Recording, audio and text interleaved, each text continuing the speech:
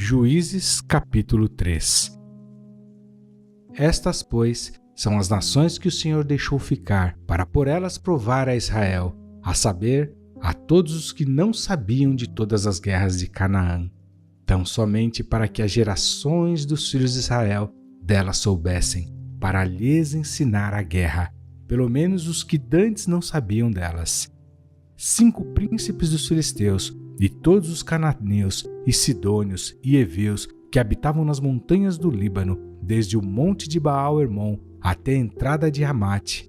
Estes, pois, ficaram, para por eles provar a Israel, para saber se dariam ouvido aos mandamentos do Senhor, que ele tinha ordenado a seus pais pelo ministério de Moisés.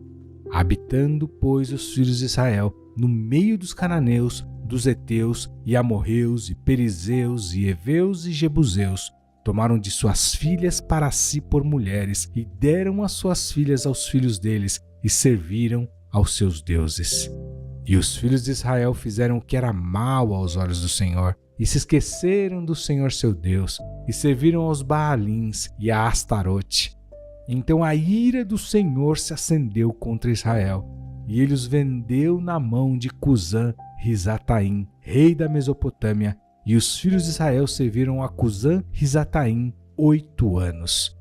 E os filhos de Israel clamaram ao Senhor, e o Senhor levantou aos filhos de Israel um libertador, que os libertou, Otiniel, filho de Kenaz, irmão de Calebe, mais novo do que ele.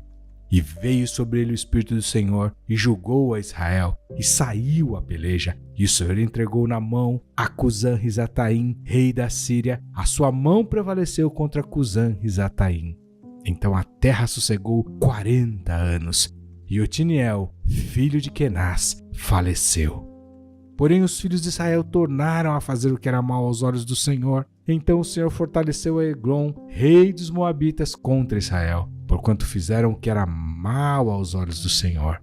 E reuniu consigo os filhos de Amon e os amalequitas, e foi e feriu a Israel, e tomaram a cidade das palmeiras. E os filhos de Israel serviram a Eglon, rei dos Moabitas, 18 anos. Então os filhos de Israel clamaram ao Senhor, e o Senhor lhes levantou um libertador, a Eude, filho de Gera, filho de Gemim, homem canhoto. E os filhos de Israel enviaram pela sua mão um presente a Eglon, rei dos Moabitas. E Eude fez para si uma espada de 2 fios, do comprimento de um côvado, e cingiu-a por debaixo das suas vestes e à sua coxa direita. E levou aquele presente a Eglon, rei dos Moabitas, e era Eglon homem muito gordo. E sucedeu que, acabando de entregar o presente, despediu a gente que o trouxera. Porém ele mesmo voltou das imagens de escultura que estavam ao pé de Gilgal e disse: Tenho uma palavra secreta para ti, ó rei. O qual disse: Cala-te. E todos os que lhe assistiam saíram de diante dele. E Eude entrou numa sala de verão que o rei tinha só para si, onde estava assentado, e disse: Tenho para dizer-te uma palavra de Deus. E levantou-se da cadeira. Então Eude estendeu a sua mão esquerda e tirou a espada de sobre a sua coxa direita e lhe a cravou no ventre, de tal maneira que entrou até o cabo após a lâmina, e a gordura encerrou a lâmina, porque não tirou a espada do ventre, e saiu-lhe o excremento. Então Eude saiu ao pátio e fechou as portas da sala e as trancou.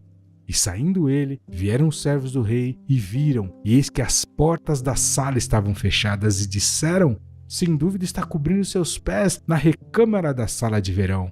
E esperando até se alarmarem, eis que ele não abria as portas da sala. Então tomaram a chave e a abriram, e eis ali seu senhor estendido morto em terra.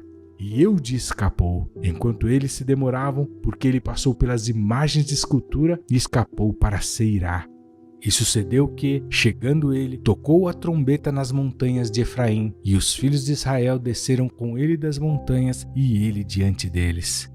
E disse-lhes: Segui-me, porque o Senhor vos tem entregue vossos inimigos, os moabitas, nas vossas mãos. E desceram após ele, e tomaram os vaus do Jordão contra Moabe, e a ninguém deixaram passar. E naquele tempo feriram dos moabitas uns 10.000 homens, todos corpulentos e todos homens valorosos, e não escapou nenhum. Assim foi subjugado Moabe naquele dia debaixo da mão de Israel, e a terra sossegou 80 anos. Depois dele foi Sangar, filho de Anate, que feriu a 600 homens dos filisteus com uma aguilhada de bois, e também ele libertou a Israel.